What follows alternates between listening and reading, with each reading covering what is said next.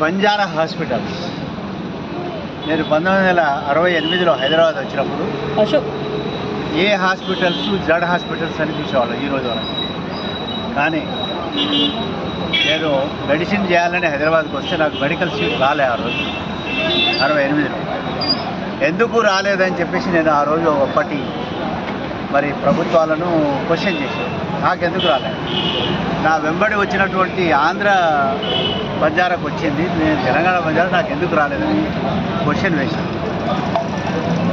ఆ రోజు moment start అయితే 76 వరకు 108 ఆఫ్ 1976 పార్లమెంట్ అమెండ్మెంట్ యాక్ట్ ద్వారా తెలంగాణలో కూడా ఆంధ్రలో ఉన్నట్టు తెలంగాణలో కూడా లంబాడి, బంజారా, ఎరుకల తెగలు, ఎస్టీలు అని చెప్పేసి యాక్ట్ పాస్ అయింది. అన్ని విధాలుగా అన్ని పోలికల నుండి యాక్ట్ పాస్ అయింది. ఆ యాక్ట్ ద్వారా ఈరోజు చూస్తుంటే బంజారా హాస్పిటల్ చూసి నాకు అందరికంటే ఎక్కువ సంతోషపడాల్సింది నేనే. నాకు చాలా సంతోషం. I'm very happy.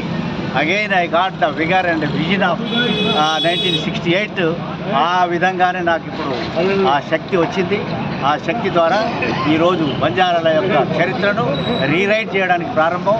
ఇదే బంజారా హాస్పిటల్ సాక్షిగా మా డాక్టర్ శంకర్ నాయక్ గారు కష్టపడి ఏదైతే మరి ఇది ప్రారంభించినారో, ఇది కేవలం ఇల్లు అలకగానే పండుగానే అనుకోకుండా దీన్ని పూర్తిగా నడిపిస్తారు అన్న వారి మీద నాకు నమ్మకం ఉంది. కాబట్టి బంజారా జాతి ముఖ్యంగా మరి వారి వెంబడి ఉన్నటువంటి శంకర్ నాయక్ గారి వెంబడి ఉండి నడిపిస్తున్న రాముల్ నాయక్ గారు మరి ముందుకు నడిపించి దీన్ని సక్సెస్ఫుల్గా, విజయవంతంగా, దిగ్విజయంగా నేను అనుకున్న కోరిక ఈరోజు వేలాది మంది డాక్టర్లు మన బంజారా సమాజం, గిరిజన సమాజం వాళ్ళు ఉన్నారు. కాబట్టి నేను వారందరికీ శుభాకాంక్షలు తెలియజేస్తూ ముగిస్తున్నాను. జై హింద్, జై భారత్, జై బంజారా, జై సేవరాజ్.